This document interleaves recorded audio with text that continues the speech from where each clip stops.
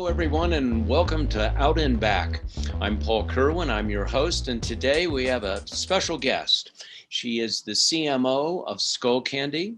Her name is Jessica Klodnicki, and she has been in the outdoor business and the audio business for quite some time.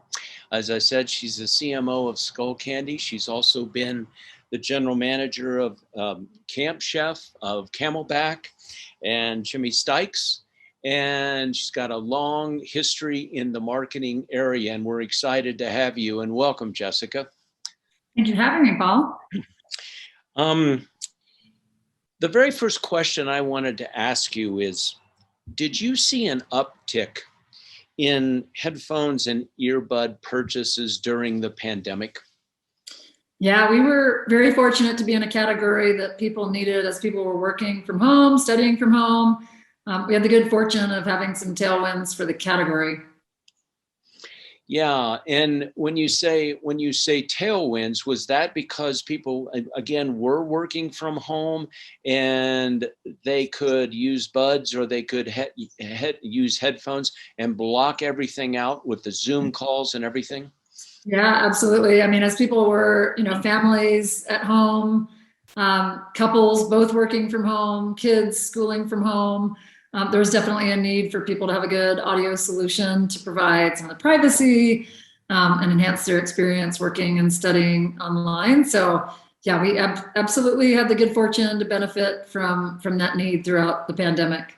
So how has marketing changed, not only for Skullcandy, but for everybody? How has marketing changed now that the pandemic has driven so many people online? Now, brick and mortar is starting to open up, and that's true. But what's interesting to me is, and I think what's interesting to our viewers is, how have you shifted and how do you now communicate with consumers since so many of them are online? Yeah, I mean, we were already preparing and already operating online. Obviously, so many people were already shopping from manufacturer websites and from Amazon. The behavior that we saw change during the heat of the pandemic was more people shopping online and more shopping with our retail partners. So there's some large, important retailers that have impressive brick and mortar businesses, but honestly still hadn't quite cracked the code on their own .com. And a lot of those retailers benefited from the pandemic. So number one, in the first phases of the pandemic, we had to really make sure that they had the information, the assets, the education on their website, so it looked every bit as good as what we had done in store for them. Go ahead. So in store, I'm interested. Skullcandy has spent a lot of money on in-store displays, and you see them all over the country. Are you continuing the in-store displays, or are you moving some of those marketing dollars to other ways to reach consumers? Yeah, great question. So we have these big, beautiful, gorgeous, expensive merchandising units all over the globe that have demo units of product and where you can try on the headphones. And as you can imagine, even when retail did open, people weren't quite comfortable putting a pair of used headphones on their head during the heat of a pandemic. And so that was a primary selling tool for us for a very long time. So now, of course, we're continuing to maintain those because we've still got, we've got people coming back out to retail. But it's really just informed a greater need to make sure there's a seamless experience online and offline. And so one of the creative things we've been doing, for example, is adding QR codes onto our packaging and onto those retail displays so that if you are in store, you don't want to touch and pick up the product, you can snap a picture and it sort of extends the aisle, extends the communication. And actually, it's one of those positive learnings coming out of COVID because it's actually a wonderful tool to extend the information that we can provide to a consumer that we can't do on a tiny little retail package. So it's something that was born out of the pandemic, but we'll absolutely continue to use even when things are back in full swing. Are consumers using the QR code? Are you finding that there's engagement there? Yeah, we're able to track the back end and see what the uptake is, and it's been in the neighborhood of about 10%.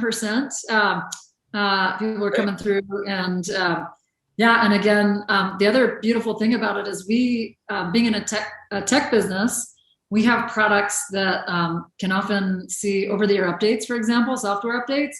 So what it means is some of our products are going to get smarter over time and are going to have more features over time. We can't keep pace and update that on a printed package. So what we'll be able to do is dynamically on the back end, as our products get smarter, we can update that communication on the back end so that the next time you walk in retail, if that over-the-air update has happened and new features have come out, we can then communicate that real time right away, where you can't do that with a hard printed packaging change, for example. Well, that's really interesting to me, because it would seem to me that a lot of your, and I could be wrong about this, but your customers tend to trend younger. But since the pandemic and online, did you see a change in demographics with regard to your audience, with regard to your consumer base? Yeah, that's a really good question. And actually at the outset, we generally target a pretty young consumer base. We look psychographically, so we like to say we have a youthfully minded consumer, but the reality is the way we position the brand, it is, a 16 to 34-year-old audience. And we intentionally opened up that targeting and opened up that lens when the pandemic happened, because we knew there just was going to be a wider swath of people that might be interested in using our product. But from a brand positioning and communication standpoint, you'll see the content that we present is still very youthful in nature, and we almost position ourselves more like an action sports brand. Right. And do you feel that younger marketing messaging is still resonating with the older audience? Yeah, I mean, we've shifted to so one, we'll always retain that DNA. It's kind of like, I like to use Vans as a wonderful example that I'm guessing 95% of their consumers don't skateboard, but they've held really strong to the positioning of that brand as a skate brand. We're the same way, but what we have done is we've started to augment with more, I don't even want to call it technical communication. We have these beautiful little animated videos, for example, that we call animated explainers that try and bring our tech features to life in a really clever Skullcandy way that don't get overly technical. That's really interesting. The consumer, let's stay on this subject. The consumer is driving a lot of momentum nowadays, as you know, especially through product reviews. They talk to one another. The buyers are writing a performance reviews. The shoppers are looking at those. How are you using reviews to gauge your success and failures regarding your marketing messaging and regarding your product development? Yeah, religiously is how we use them. So we very recently, and COVID was part of the trigger for this, we were, of course, paying attention to consumer reviews before, but as more and more people were shopping online, engaging online, we stepped back and wanted to take more control of what we call our digital health. So I'll answer your question specifically on reviews, but we look at this whole digital health ecosystem, which I'll come back to, and report religiously on what we're seeing. But reviews in particular, so we have people from our channel marketing team, people from our social media team, and people from our customer service team, all monitoring the reviews that we're seeing come through across all of our retailers and our own website, trying to detect themes, whether they're good, bad, neutral, whether they relate to how we're communicating, whether they relate to how we're serving the customer, the product, the user experience. And we try and mine those themes together, and we report back. We have a digital health meeting monthly where we have full executive team, full cross-functional team with big representation from the product team in particular, where we report back the themes that we're detecting, so that we can go and proactively incorporate that feedback into our product pipeline. If we start to see any potential issues surface, we try and go and address those things. Let's go back to demographics. Are you seeing different issues regarding older demographics as far as, as opposed to younger demographics? Younger demographics, I would say, you got the yellow earbuds and you've got, you've got the mosh piles and you've got all that kind of stuff going on, the skateboarding and everything. But on the older demographic, are you seeing different issues that the reviews are pointing out? That's a great question, honestly, and I'm not sure we have been able to dissect whether, the demographics of the people that are providing those reviews. I think the nature of our product is getting more and more and more technical. So we, early on, we had wired earbuds, which all you got to do is plug them into the phone. And now the majority of our product line has shifted to the true wireless category. And so with that, and we have an app, we have some really sophisticated functionality around things like personal sound, where you take a hearing test and it customizes to your unique hearing. And there's just so much more robust technology that just in general, that creates more dialogue than what we would have seen, 2 years ago, before true wireless became the predominant category. And you're able to track consumer behavior because of that technology, correct? Starting to. Yeah. We're starting to see how people are interacting with the app, what features they use or don't use. And again, that's another data point that we're able to feed back to the organization. So I was talking with the president of a large company the other day, and he was saying, I'm not interested in 1 star and I'm not interested in 5 stars. He says, what I'm interested in is and our team is interested in the 2, 3, and 4 stars, because 1 star, yes, we want to respond to them, but I'm not so sure we can fix the problem. 2, 3, and 4 is in an area that we can really work with. Do you agree with that? Well, first of all, I have heard data that some consumers think 5 stars aren't believable. Actually, you could probably verify this, but I've heard, consumers look for, I think the perfect number is like 4.2 and 4.3, that it's right. High, it's strong, and it's believable. And of course, we love to hear the positive feedback and hear what people are liking about the product. And that's a data point that, of course, we flow in the organization. I'm not sure I totally agree that we would ignore the really low stars, because sometimes those people are looking for an answer and looking for interaction. So we absolutely want to pay attention to those people and make sure we intervene. And in fact, our hope is that we can intervene and turn somebody that may have had whatever it is, whether they've had trouble onboarding their product or connecting to their phone.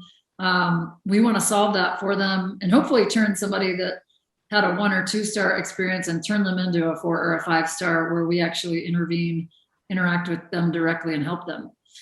Yes, and the sweet spot is, you're exactly right. The sweet spot is between 4.2 and 4.5, and that's where the most buying is, right in that star average area. So, and it's interesting because you're exactly right. At 1 star may be a cry for help. Yeah, exactly. And it's like, I can't upload it. I don't seem to have battery life, whatever that is. And the response there is critical. So what's interesting from the consumer standpoint also is the channel signal platform. We've started to do some research is there consumer frustration about the supply chain and about pricing? Because things are starting to tighten up across the board, and we're not seeing it at the moment. The consumers are being very patient with regard to, okay, that's not available, or I understand the price has gone up. I understand. I read the news. I get all that. So our research in the channel signal platform is indicating that the consumers are not particularly concerned. Well, they're concerned about pricing, but they're understanding that the pricing can go up. They're also understanding that the supply is limited now, and they actually appreciate the transparency that brands are doing to say only 3 products left or only 5 products left, do it now. That's the kind of honesty that they're Yeah. appreciating right now.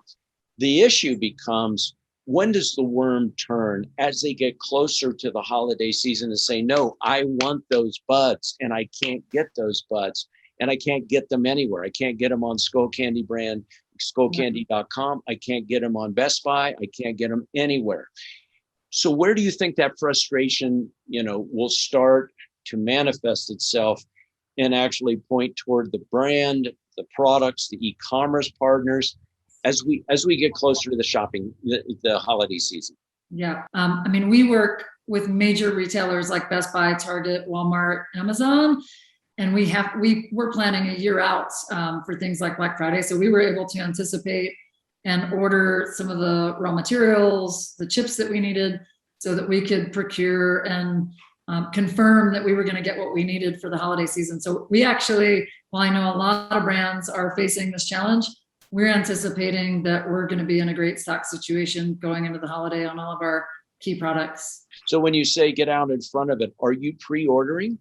Yeah, we've been planning with our suppliers and pre-ordering and pre-forecasting large numbers of the component, like the components that are causing a lot of the backup. We got way out in front of that months ago. Were you able to lock down your raw material costs? In many cases, yeah, as long as we were planning far enough out. So yeah, and again, we've got a pretty tight product line. We've got a couple new products coming here in the next 4 weeks that I can't talk about yet. But we were able to anticipate, and a lot of our products use shared components. So do you believe that your competitors have gotten out in front of this too? Are you hearing that some of your competitors are starting to have problems with raw material costs and delivery? Yeah, I mean, we've heard of some challenges, and the great news is in some cases we have some products that we planned way ahead on. We have this beautiful little product called Dime, which is a really accessible, super easy user experience, true wireless product. And we knew it was going to be a hit. We just knew the consumer was going to love this thing. So we ordered a much larger volume than we had on the books from our retail partners, because we anticipated once retailers saw how well it was doing, they were going to want to opt in, but also anticipating that if some of our competitors had challenges, we'd be waiting in the wings and ready to fulfill, which has been the case in a couple instances. Because we were forecasting well ahead, we lock in at a standard price. The area where everybody is experiencing cost challenges, the area that we're facing, like everyone else, is the actual transportation costs. So we're not actually seeing as much headwind in raw material costs as we are in transportation costs, like everyone else is on container pricing, air freighting, and so on. So I'm hearing that container pricing has gone up 10x, 20x, even 30x at this point. Are you seeing that? Oh, absolutely. Yeah. I mean, some of the prices we've heard is a container that would cost $5,000 to $7,000 is now $15,000 to $20,000. And then air freight, which, we used to use as a lever. We are fortunate to have small size product that if we needed to bring in product sooner, if we needed to bring in more product, sometimes we would, not ideal, but sometimes we could pull that air freight lever, and that's just completely out of range now. So it's just requiring better forecasting in advance on our part to bring product in by boat, which is costing more and taking longer. Are you going to absorb those costs? Or are you going to be forced at some point to pass those costs along to the consumer? We've partnered with many of our retailers to take some small price adjustments where we're both absorbing the hit equally. But in many cases, it's not a substantial increase to the consumer. And fortunately, Skullcandy, we are, because we have a young consumer audience, we've always positioned ourselves as the more accessible brand. So while many of our competitors, you can't find great true wireless products under $100, we have positioned that our best products are $79.99 and below, where we have incredible quality, incredible technology, accessibly priced for the consumer. So even if you have to go up $10, it's still not even broaching the pricing of some of our competitors. That's what I was going to just say. That price elasticity is really is really interesting to say. Okay, that's $95, but I'll go to 105. I'll do that, especially when Sennheiser or a Bose or whatever is 150 to 160. Yeah, we're also doing some neat things. We've actually been doing it for the last 2.5 years. We have a global product line that is, consistent pricing across, all retailers, all channels. And so when it comes to .com, one of the challenges as a manufacturer is that Amazon's got incredible logistics. So, if you want your product fast, you're going to Amazon. If you want, so if you come to the Skullcandy website, you're not going to get the best shipping timing. You're not going to get any kind of discounted price because our pricing is consistent across the globe. So one of the things we initiated a couple years ago is limited edition product drops, in which we do really cool, unique colors, unique collaborations where you can't find them anywhere at retail. And it gives our consumer a real reason to come to our website. And it also provides a reason to come and pay full price or even pay a premium to get something that's somewhat unique.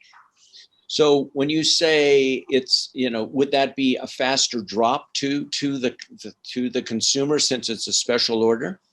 I mean, it looks faster to the consumer. Behind the scenes, we're working for months, but we're planning well ahead. One of the things we did recently that's really cool is we brought in this super high quality digital printer into Park City, Utah.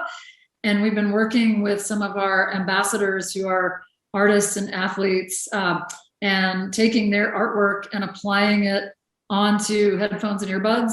And it's something that we create and print in-house where we're literally printing and producing them in Park City.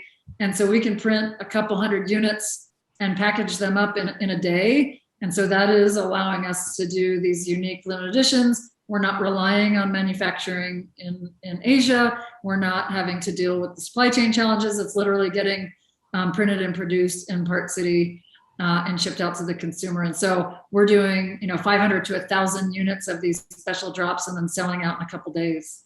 That's great. One last question here on channels. It used to be that there'd be product segmentation and you'd have brick and mortar, and then you'd have your own brick and mortar, and then you'd have your big commercial e-commerce sites. And you might even have, like Backcountry now has their own brick and mortar store. So you've got that product segmentation. Consumers don't look that way. They don't look at this that way anymore. And so how are you looking at all of these channels that you're trying to measure with the skullcandybrand.com, Amazon, Walmart, Target, all your other partners? How are you combining that and blending that with social and with your focus groups and everything else? How are you blending all that and getting actionable information from all of that? Oh, great. You teed it up for me to go back to our digital health, which is, there's so much information flowing in now. There are so many consumer conversations happening. So we now, like I said, we refer to this as our digital health ecosystem. So the places that we look that fall under that are reviews, of course, which we've talked about already, social media, mostly right now for us, that's Instagram and Facebook. And there's an enormous amount of conversation on there, so much so we have harnessed an AI platform that actually helps us sort through the comments, sort through the feedback, even provide quick answers to consumers. In addition to reviews, as you know, many people like to use social media to provide their feedback, and we want to be able to be responsive there. We run, NPS studies off our own website. We have customer service information coming in through our humans that handle customer service, but also through chat. And so we literally put all of those pieces together into one dashboard. We host a monthly digital health meeting with all those people that I named. And we look across all those platforms, not just amongst reviews, but across all those platforms to start to mine and identify any themes that we can take action against. And again, sometimes that's product recommendations. Like we have an incredible product called Crusher. And so, we'll get feedback about, something like we want more colors in the Crusher headphone, and that will prompt us to go and look if we can go deeper there. Sometimes it's around a user experience where it makes us realize, hey, maybe we haven't set up our quick start guide. Maybe it's not clear enough for the consumer to onboard the product. Let's go update our packaging. And so it's a big job harnessing a lot of information across a lot of platforms. But one of the most important things that we do in terms of consumer insights, that real-time consumer insights that flow into the building from consumers that have used the product, because we do primary consumer research, we do a ton to mine market insights, but I don't think there's anything more powerful than hearing back from consumers who have actually used and experienced our products. Thank you for being a guest on Out and Back. This has been a fascinating conversation. And again, thanks for being our guest on Out and Back. Thank you, Paul. Have a great day. Thank you.